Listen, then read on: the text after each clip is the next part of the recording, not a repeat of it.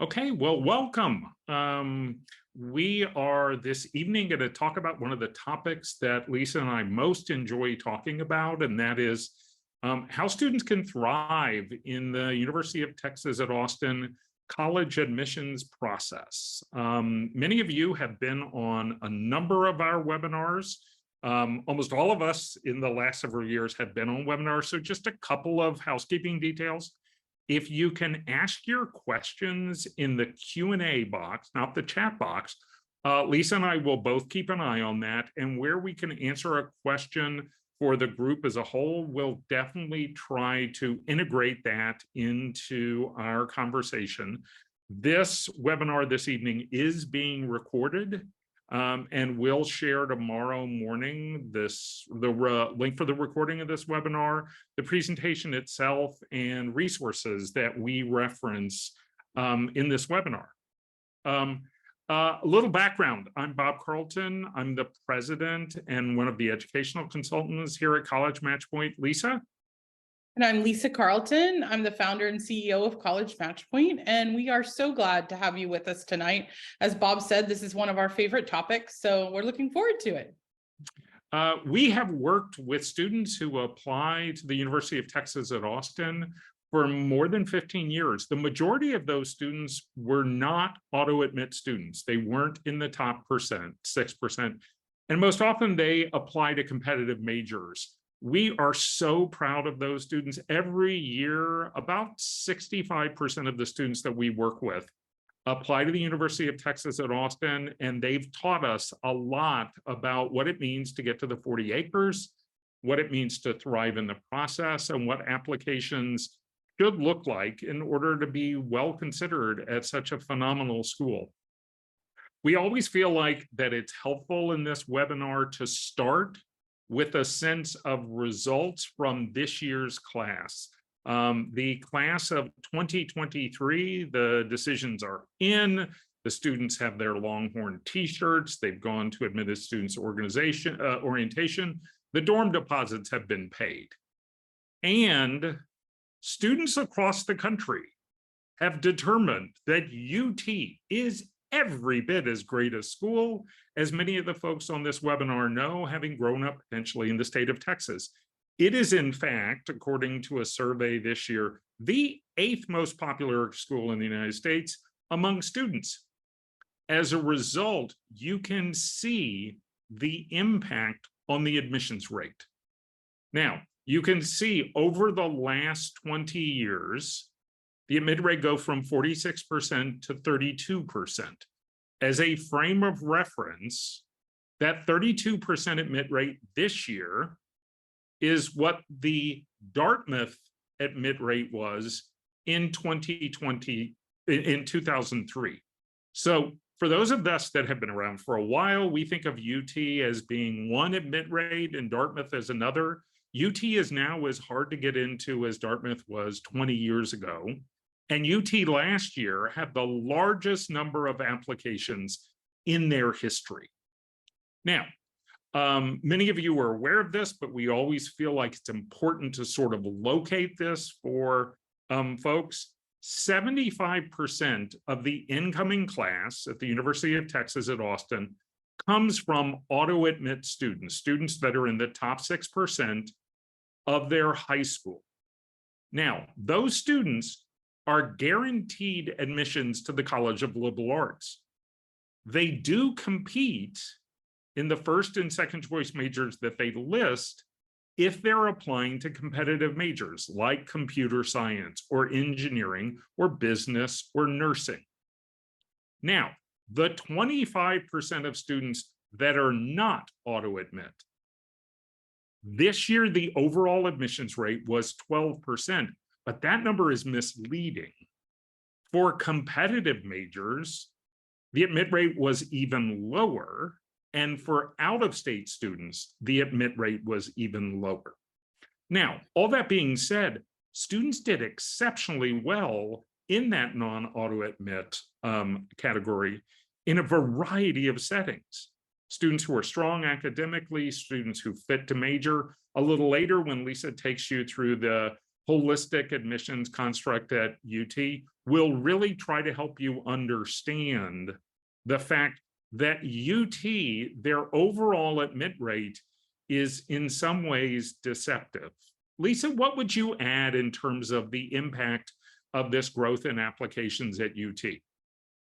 Well, I think you've explained it well, that it has gotten incredibly more competitive for the students who are not in the top 12 not in the top 6%.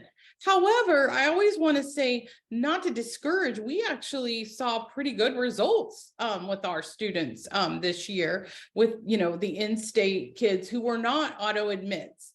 One thing I want to point out about auto admits, it's important to know in case your student is in that category, is that an auto admit, unlike a non-auto admit student, gets the choice of 3 majors. And unlike a non-auto admit student, they actually consider all 3 majors. And so that is a little bit of an advantage for the students who are auto admit, that they let's say that they don't have the same issue. And when we get to talking about choosing major later, we'll talk about the non-auto admit, that you really only have one choice on your major, and it's like throwing a dart. You either get it or you don't. So these the auto admit kids get 3 choices. So it's not risky to put a competitive major for the auto admit students. So I always just like to differentiate that, because I know there are people on the call whose students are in that auto admit category, and they're trying to say, how should I strategize my major? We'll talk about that a little bit later, but the 2 pools are reviewed a little bit differently. Lisa, do you want to talk briefly about the CAP option for students that are not auto admit?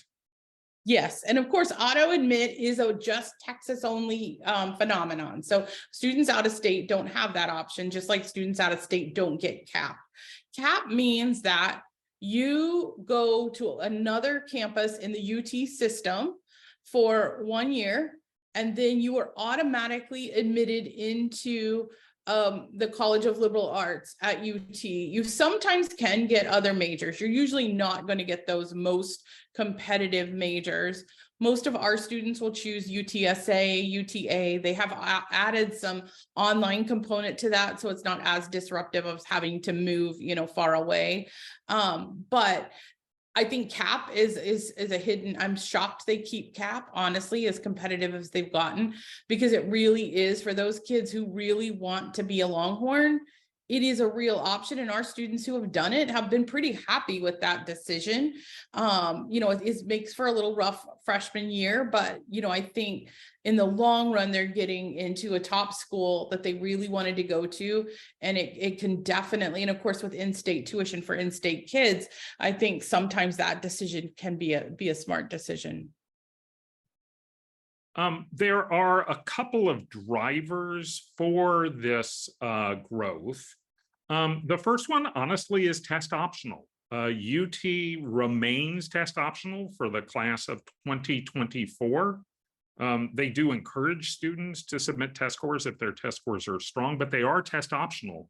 So students in the past who would not have decided to apply to UT because they had a test score that they didn't feel was in the range for UT, they added UT. The growth in the number of schools that students apply to has primarily come in the reach school category. And then the second thing, for those of us who are joining us this evening from Texas, the state of Texas as a whole over the last 3 years has seen a 67% increase in the number of college applications from students in the state of Texas. As a result, that application inflation, particularly for competitive majors, has become really difficult. Now, given that, as Lisa mentioned, we saw students do exceptionally well. In many cases, while there's been an application total growth, there hasn't been a commensurate growth in the number of qualified applicants, either academically or students whose applications communicate strong fit to major. And as a result, one of the distinctions that we see primarily for rising juniors and rising sophomores is really thinking through that major choice. Anecdotally, we've seen students be denied computer science and be offered admissions to Ivy League schools. We've seen majors like engineering and business be as competitive as some of the Ivy League schools currently. Nursing is obviously completely challenging for a number of students. And so one of the things that we want to draw attention to is the importance of this major choice. Now, Lisa, one of the questions that has come up is the difference at UT between majors and then some of the foundational programs or bridging discipline programs. Could you talk a little bit about what we've seen in terms of UT's philosophy in terms of double major and minor and that kind of stuff? Well, I think it's become pretty interesting, actually. You can craft a pretty interesting studying, like picking a major and then having a lot of strands to that major. For example, the communications school has a lot of business strands. They have a sales strand.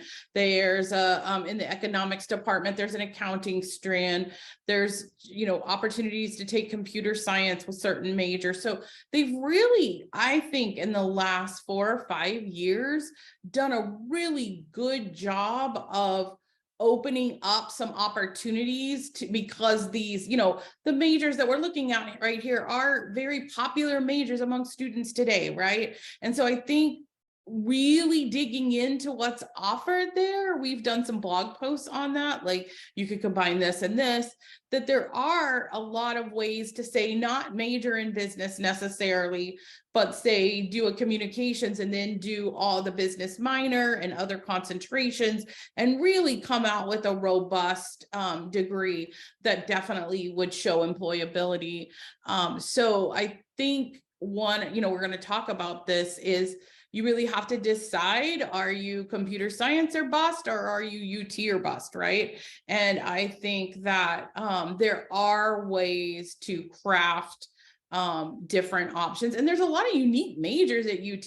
We often send their website Wayfinder is fantastic. I think it's one of the better things out there to show kids majors. And you start to see that, there's other ways to get in. Besides the just very known majors. And that's one of the things that we are, working with our students on, is trying to expand that thought that there's only 4 or 5 majors that are really worthwhile.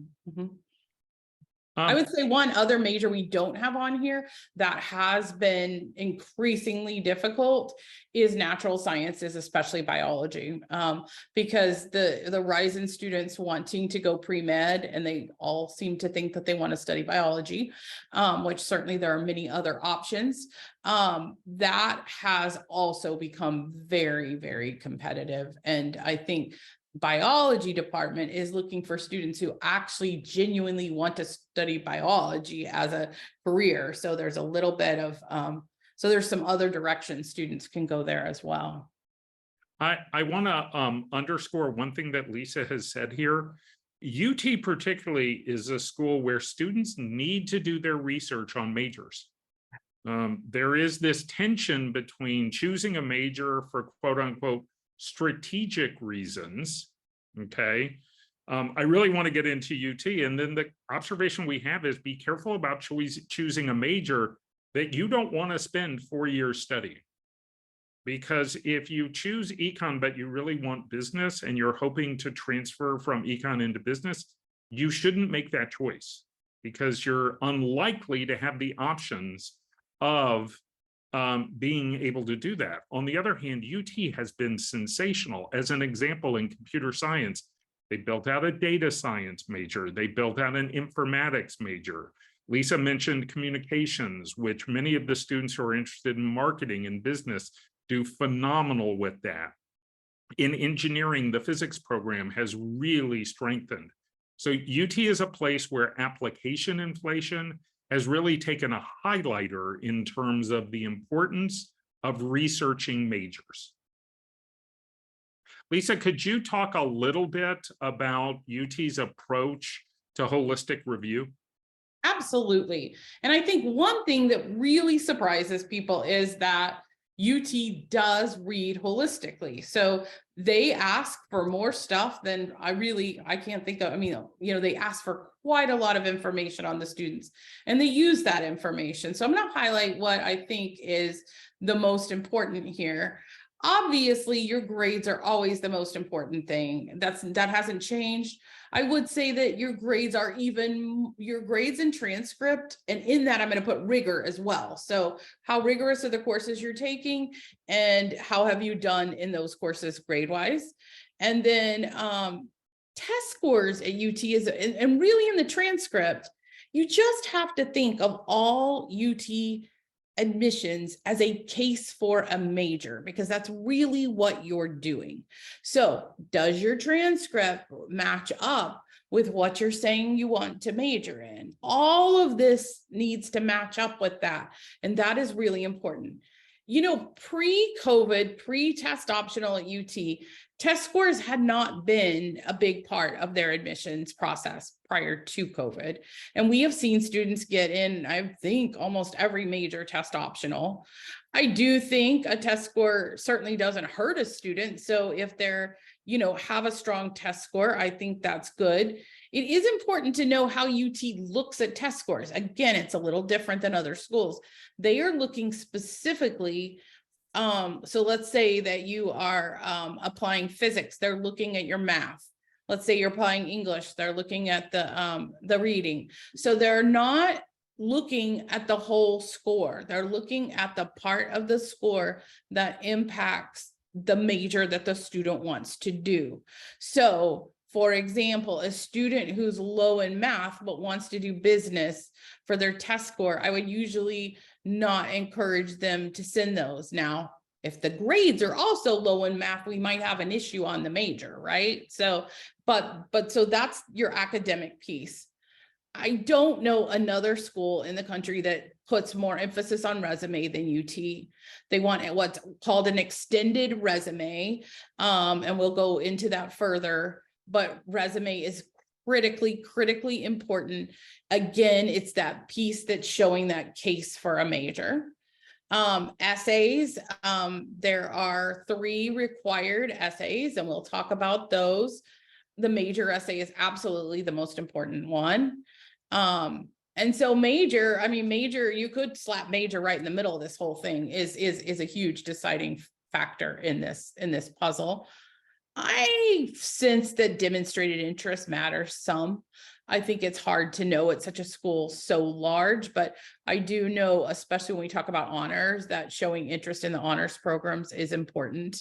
And honestly, I think demonstrated interest is important just from the standpoint of demonstrated interest is a two-way street, right? It's, do you like what they have?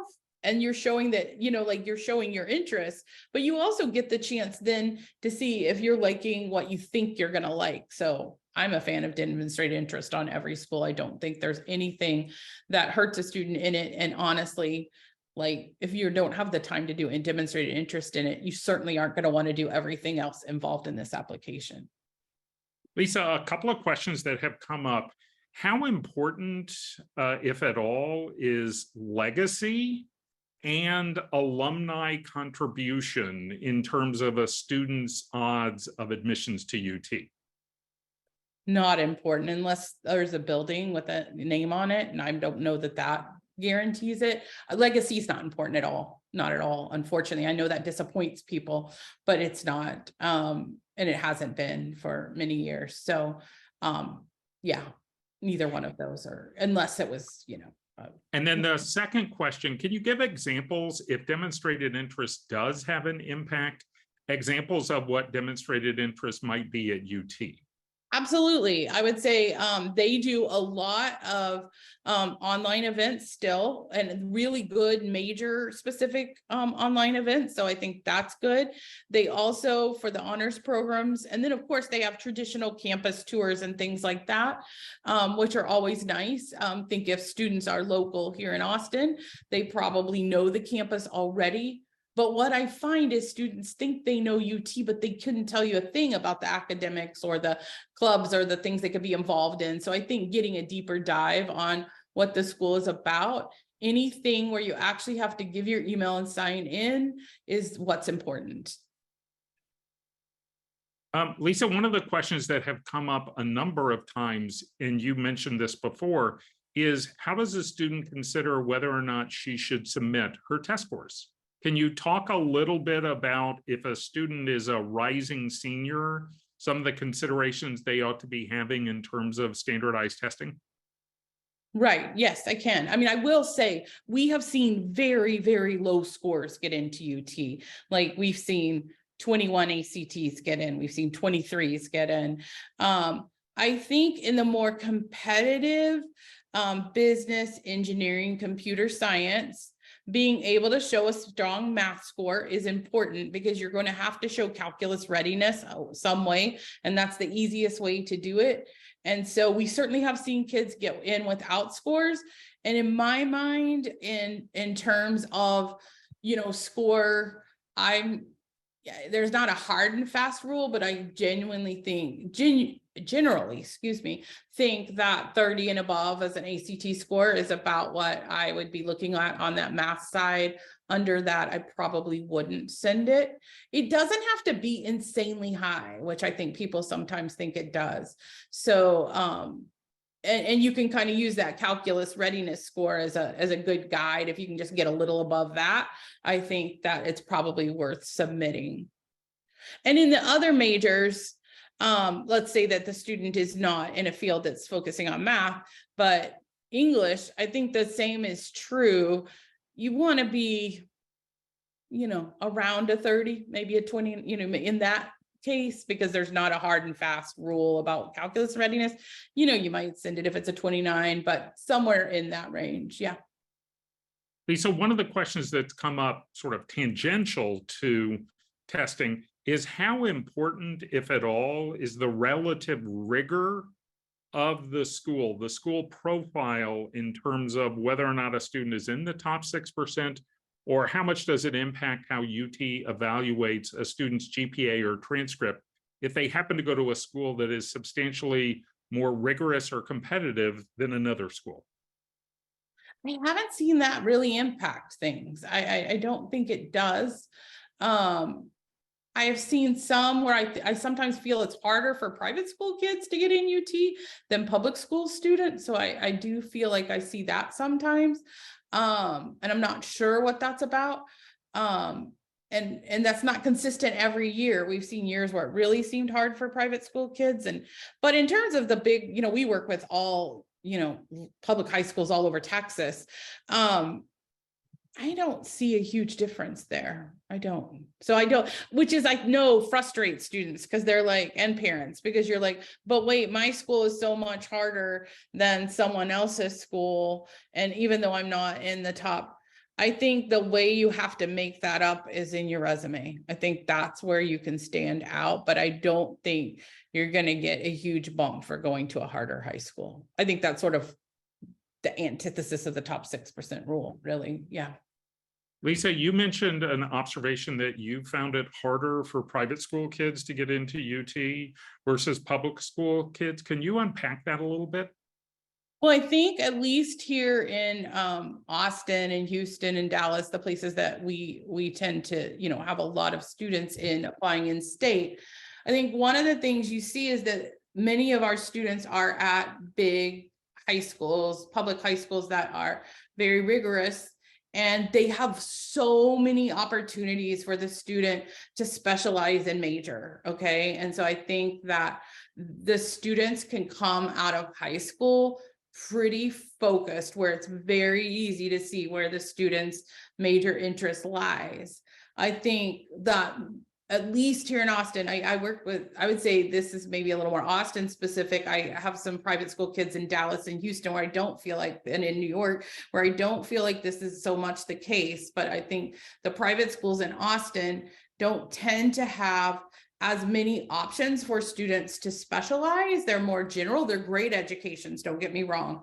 But I think, and I think in this pool, they have a harder time differentiating themselves, especially in the way that UT evaluates around major. So unless they take the initiative to go outside of the things offered in their school, I think it's more of a challenge. I certainly think it's doable. We certainly have private school kids get in every year, but I do think it's more of a challenge.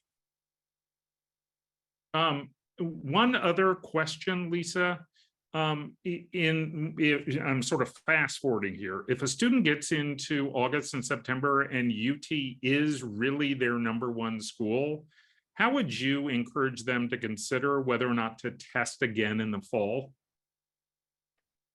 I don't think you need to get that worried about testing in UT, and there may be other schools on your list that you need to get worried about it.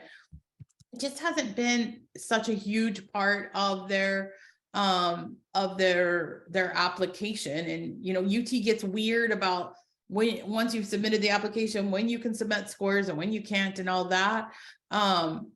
I think if by fall you don't have the score you want, I don't know for UT that's the place I'd be most worried about that. There's certainly other schools on a student's list I might be real worried about it. Great. One of the things we've talked about over and over again, and that most of the questions come in around UT, is this idea of fit to major, which frankly, UT has been quote unquote an innovator on. Many large publics have followed their example, and we want to unpack fit to major and sort of explain it a little bit. So UT, because it has become so popular, has a number of majors, they're listed here, where they have more applicants than they have seats. UT refers to these as impacted majors, and they're listed here. And one of the things as a result that UT has done is they've created an approach to admissions, as Lisa mentioned before, that major should actually be considered in the center of their holistic read. And every piece of application input is part of a case for admissions, not to the University of Texas as a whole, but to that first choice major. We always say to students, it's the most important first choice you'll make on your application because it defines how your application is then read. Now, Lisa, you alluded to this before, a student going through a consideration of whether or not they're UT or bust, or whether or not they're focus on their major. If a rising senior is at that decision point right now, what would you encourage them to consider in terms of making a choice around their major? Well, I think that you have to realize that you need some solid, and I do mean solid beats around your major, activity beats, okay? And so if you don't have that and you're not in the top 6%, I think you have to take a really hard look at how, is the major that sounds kind of interesting, or is it like, I have wanted to be this since I was this years old, but I happen to play a sport and do this, so I never really got those beats in to do the major focus things. I think if the student is like, I'm only going to be happy if I'm a psychology major, then the student should be then they probably should put that as their first choice. But if they're like, oh, I could be happy doing this a lot of different ways, as long as I can take some of this and some of that, then usually we can maybe find another major path for them. Not what Bob alluded to this earlier. I think we'll be an education major because that's easy to get in. Those days are over. People, they are so onto it. Actually, education is one of the harder ones, unless you actually read like an education major. So I think am I really just want to be on the 40 acres, spent my whole life dreaming of going to UT football games, and I'm not that wedded to my major decision, or I like some of the other options, then I think one might look at, we always work with our students to kind of look at what are alternate paths that they could follow that same line. Now there's certain ones where it's harder, right? An engineer is an engineer, right? There's not, yes, they could go to physics or whatever, but there are spots where that doesn't work as well. And there's spots where it can work pretty darn well. And I do think right now people have a pretty narrow view, the kind of society at large has kind of a narrow view of what's an acceptable employable major. And so I think that broadening one's lens maybe a little bit, and really, as Bob said, looking into spending time looking at all those different concentrations and tracks and ways to put together something that might be quite marketable is worth your time, because there's a lot there really is. But I think this is kind of a key decision, because for those non top 6% kids and our out-of-state friends, you're throwing one dart. That's it. You're throwing one dart at, so although they give you two choices, they're only looking at one. And that is, that's where the decision's going to be made. And I would caution people, because I see this happen and I see students regret this. If you don't have the resume, you won't get in. If you don't have anything on there for that, you are highly unlikely to get in, especially in those impacted majors. So I wouldn't just, oh, I always kind of wanted to do business, but I don't have anything on it, but I always think that McCombs is a really cool school, so I'll try it. That's, if you really want to go to UT, that may not be your best bet. I want to make one other comment here. We've mentioned several times the importance of students doing research on their major. At UT, it's actually doubly beneficial, not only to make a choice, but also because you're going to be writing an entire essay about why you fit to that major. And having a better understanding of how that major fits to your college and career goals can be incredibly valuable. A couple of things that we want to flag to folks, many of you are aware of this. 2 years ago, UT Austin got rid of a program they had called Undergraduate Studies, which was traditionally their undecided program. There are a set of schools within UT that have added undeclared majors. There was an earlier question about the admit rate of these. UT has not historically shared publicly the admit rates by major. Occasionally they'll share them or allude to them in info sessions, but these are newer majors, and they tend to be majors where it really behooves the student to reach out to the department and get a better sense of that major. Lisa, do you want to talk about some of these newer majors that you've seen that students find particularly interesting? Yeah, and some of these are new and some of these have been around forever. And I think, for example, sometimes our pre-med students like health and society, which is in the liberal arts school. Sometimes students will like public health. There's some interesting majors in the School of Geosciences. For students interested in the helping professions who are going to probably go on and get a master's degree, the youth and community studies is a very interesting major to maybe couple with something else. There's informatics, which is out of library science. There's also, I don't think we put it on here yet, but there is a new major, data science in the statistics. So that's also out of natural sciences in the statistics department. There was a relatively new arts and entertainment technologies, which students are really enjoying. There's every cultural, Black studies, Latin American studies. UT is very known in Latin American studies. So there's just endless possibilities. And then these are majors, but then what really gets interesting is all the concentrations and minors that they have, so that you can start stacking things on top of each other. So you've got a lot of choices there. Okay, great. So one of the things that's exceptionally popular at UT is a number of the honors programs that are really distinctive. Lisa, could you take folks through some of the ways they should consider honors programs and how that might fit into their application strategy?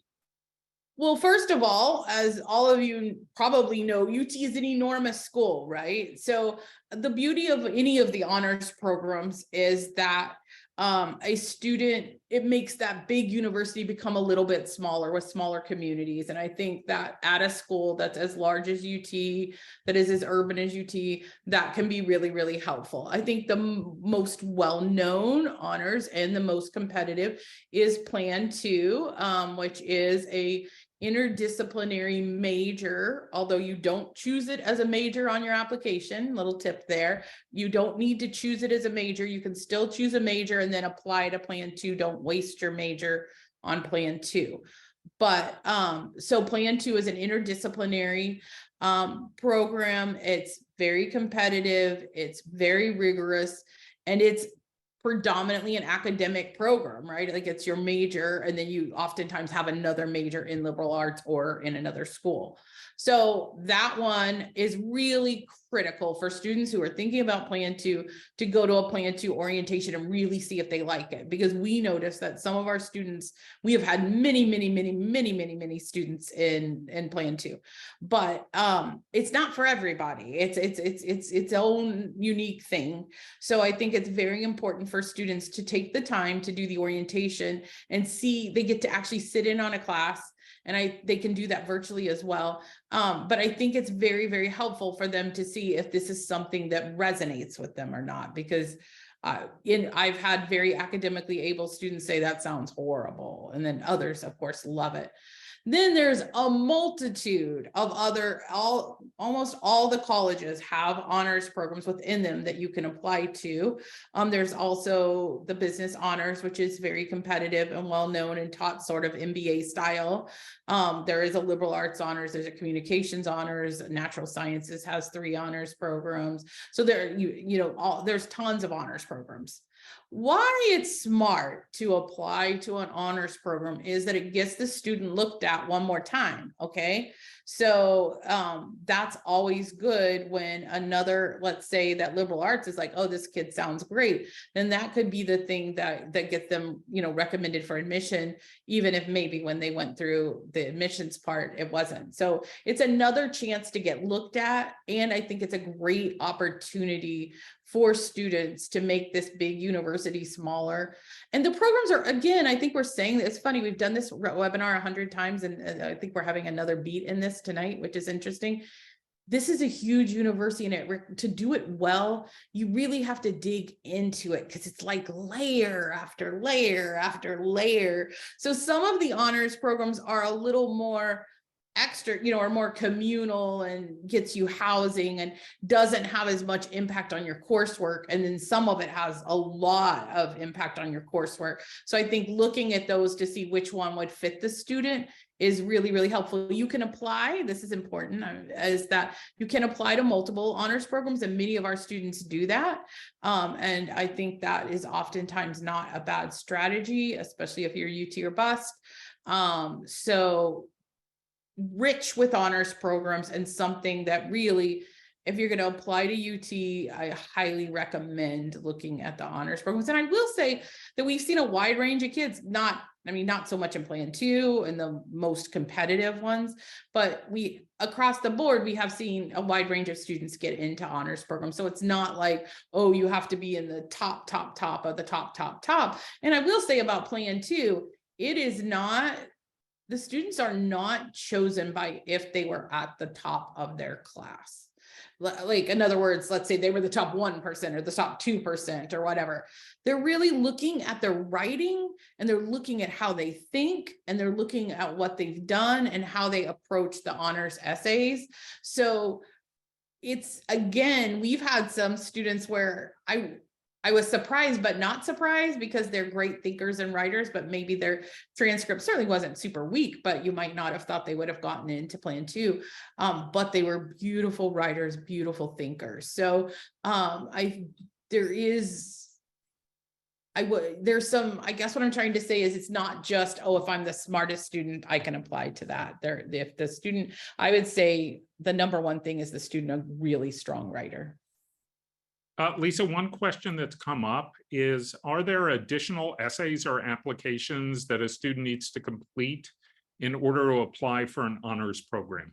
Yes, there is, unfortunately. And some of them are a lot, and some of them are a little, right? And so, yes, yeah, Plan 2 has got, a significant amount of additional writing. liberal arts didn't last year have a, and it varies every year, they change it around. But yes, there is an additional application, and it's pretty easy to, figure out how to do that, but it does take more time. And, this is already a time consuming application for sure. Great. So we've talked extensively about this idea of expanded resume.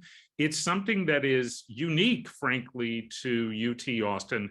And Lisa, is it fair to say that in some cases, this expanded resume may in fact be as important as the personal statement essay that the student completes? I would say it's more important because on here is where you're highlighting what you've done that relates to your major.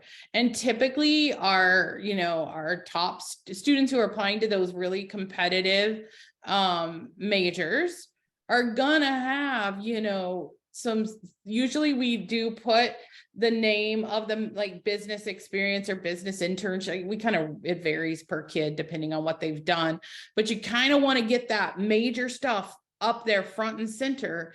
And there needs to be some heft to it, like not things that are like 1 hour a week or something like that. So, and that's why really as families, and I kind of hate that this is the fact, but it is, you really need to start thinking about this younger with major to be able to successfully kind of get a resume that's going to fit.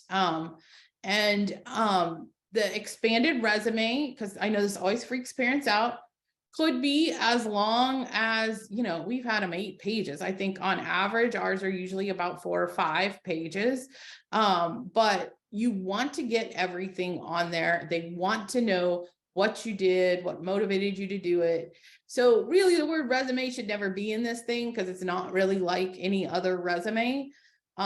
I think as a team, we've really loved doing these with our students. We do them in the junior year so that it helps us to kind of also craft the student story of like all their experiences and things. And it also allows us to see where there might be holes or opportunities to help the student to maybe expand. I love growing things that students are already involved in versus getting a bazillion other things. The other thing I like to do in the resume is get connections between 2 interests and try to get that going. So, but this is in many ways kind of the heartbeat of this application, other than their grades, like their academic profile. And so it's really, really critical. And I know we've said that, but and they also, I would say, other than major, because we've really hit the major beat, is they do love leadership as well. So I think any places where you can show leadership doesn't have to be traditional leadership's great, but it doesn't have to be that. So, it might be something you did in your family or, there's plenty of opportunities there, but the resume is, you don't want to slap this together and just send it on its way. Like it is a very important part. 2 quick comments. A number of folks have asked, is there a format UT wants it in? The answer is no. Well, they have an example on their website.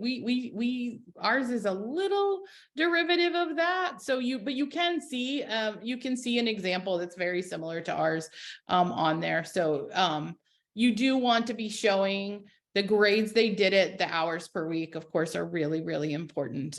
Some people think the hours should be over here, you guys can figure that out. Yeah. But our students have done great with this resume. So, but I think a lot of times families want to get fancy in graphic design. They want the facts. So I would look at their template and then, look at something like this, and I wouldn't go too much past that because you're trying to get a lot of information across. A number of folks have asked as we've gone through about the essays. UT just this last week confirmed that their essay prompts for this year's class, the high school class of 2024, will be the same essay prompts as the class of 2023. Lisa, can you talk a little bit about the role that essays play in the overall sort of integrated story of the student? Sure. So they want a personal statement. You can use the common application. They're looking for a personal statement, just like Common App. The Apply Texas prompt that they're kind of stuck with is, what are the challenges or opportunities that you've had in high school? You can use, I mean, anything to become a challenge or an opportunity, right? So I would not get overly worried about the prompt. Almost all of our students use their Common App essay for this essay. That works great. The most important essay in this group is go ahead, Bob, pass this one.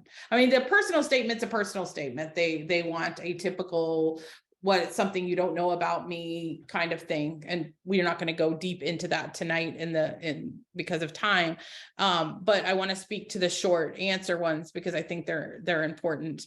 And by far the first one is, they want to know what your major is and why. This is not a place to start telling a flowery story. This is the place where you want to be able to back up why you want this major. So I want to be a sociology major because I took a sociology class and then I worked at this summer camp and became interested in how groups of people work together. And then I did an internship at a nonprofit where I So you don't just want to copy your resume, but you want to pull out like what you got out of that. But you absolutely think of it as making a case for that first choice major. Incredibly important. And this is the piece of writing they're looking at the most, for sure. Describe how your experiences and talents of leadership.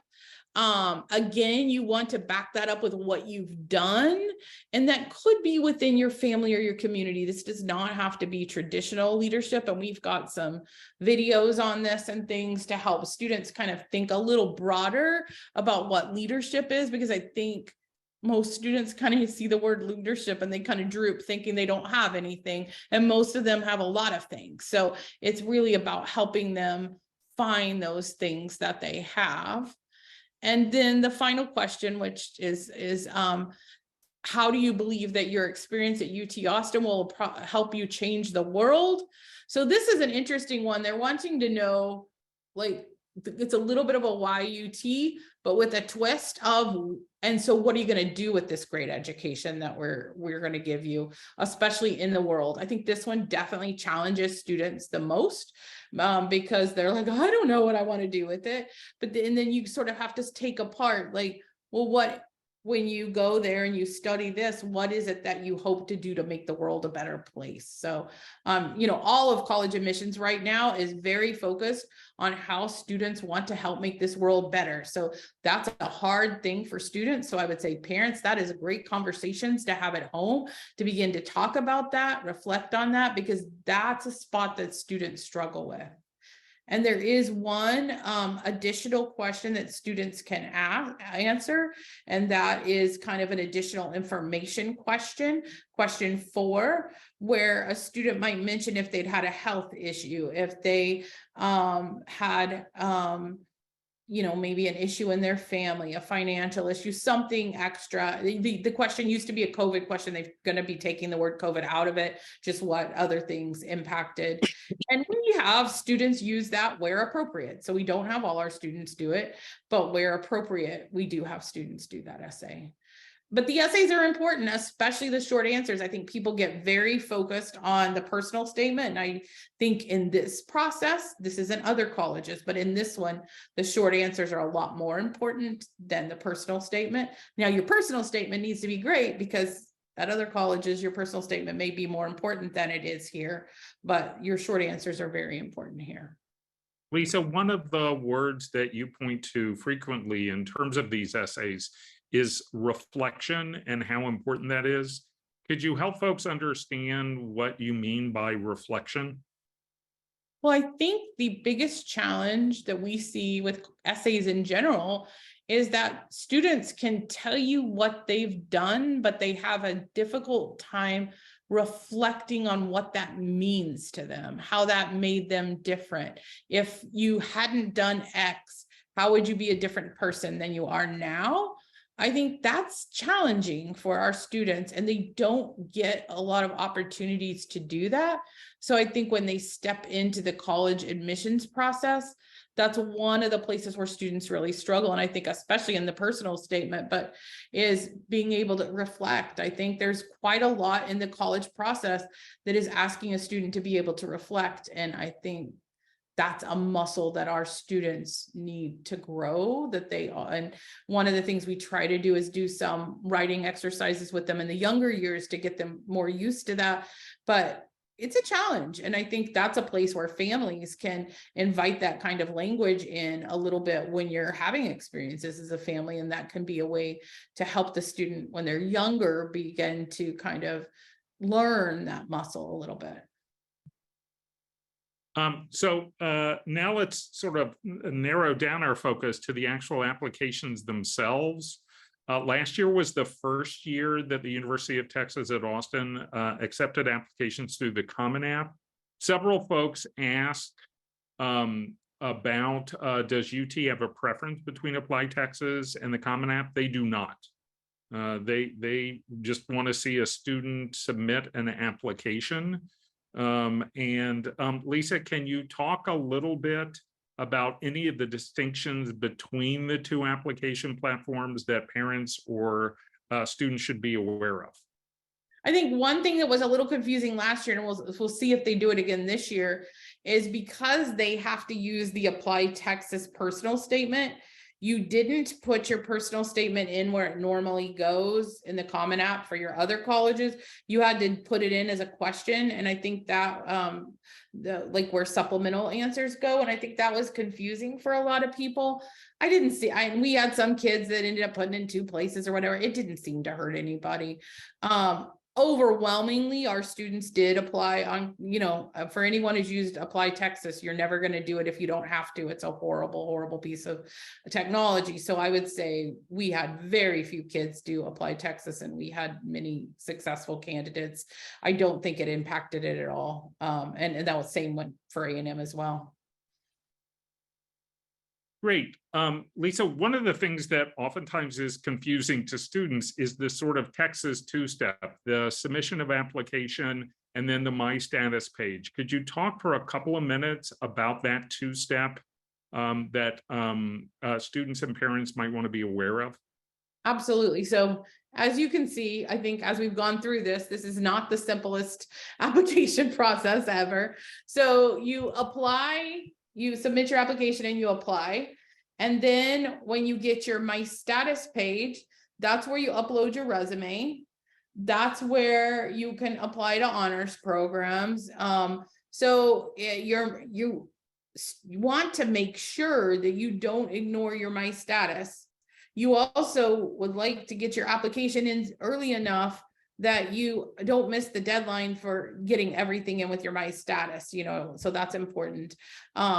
And it can be as short if things aren't busy as, very quickly you get your My Status. And there's times when it could have been as long as, a few days. So just know that. We didn't talk about application deadlines. So is this a good place to talk about that, Bob? Yeah. Well, of course it is. So, timeline, there we go, is that UT does not have early action or early decision. And there's a lot of confusion. They have what's called a priority deadline for November the 1st. That really does a little bit for you. You sometimes get your answer in February, and sometimes they send you an email and say, thank you so much for applying priority deadline. We will need to extend for 30 days, i.e. they're still reviewing applications. So last year was a little better. So always hard to know with UT how the next year will go. There's tons of rumors in Texas about, do I need to get this in early? Does it need to be in by, I don't think we have seen kids who submitted on the very last day get in. We tend to try to have our students submit it in early September. that's mainly from pressure from families wanting it to go in early. I don't think it hurts students, but I really don't feel like it's a huge, contributor in this process. But I think it's usually because we're in Texas and so many students apply, it's always the first thing we get done. So if they're ready, I would submit it. Remember that schools don't start sending stuff till September. So for those 10 families that always email us on August 1st and say, we want to submit today, your school can't catch up to you. So there really isn't in this process. There is in the, not that we're talking about Texas A&M, but in A&M, it actually genuinely does impact major choice. So that is, but here I don't see it as a huge issue. At the same time, I think if you can get it in September, why not? Yeah. But I would not apply. Sometimes kids think, oh, I didn't get it in August and September since I shouldn't apply. And we've had many successful applicants who have put it in right before the final deadline and gotten in. We focused here on UT's timeline. We always say to families, it's important to understand your specific high school's timeline and process. We urge families and students, keep an eagle eye out for those emails from your school's college counselor, because they will tell you how that high school goes through the process of having you request letters of recommendation, whether or not they require brag sheets, when to let them know how to request transcripts. And we always say to families, that is the most important role that a family can play, a parent can play in July, August, September, is to keep an eye out for those emails and follow that process to the letter of the law. The second question, Lisa, that's just came up is UT rolling admissions? Absolutely not. And there's a lot of confusion over this. So just because you get your application in early, we often see our strongest students be the last ones to hear. It is not rolling admission, and I have never been able to figure out how some roll out early and some don't. It doesn't seem to have really any rhyme or reason to when the student's in it or anything else. So it is anxiety producing for students because there'll be a small group of kids that hear in I don't know, it's usually late October-ish, feels like around there. And then, there'll be little trickles out at around the holiday time as well. And then the vast majority will be after that. None of that matters. So it's not rolling, because rolling would be you got it in, they review you, they send it. So it absolutely is not rolling. And I think there is a lot of confusion about that causes a lot of anxiety. Yeah. We've had some great questions, and we have basically 2 minutes left. So if any of the folks who have joined us this evening have been sitting on that one question that they hoped we could answer, please feel free to share it in the Q&A box.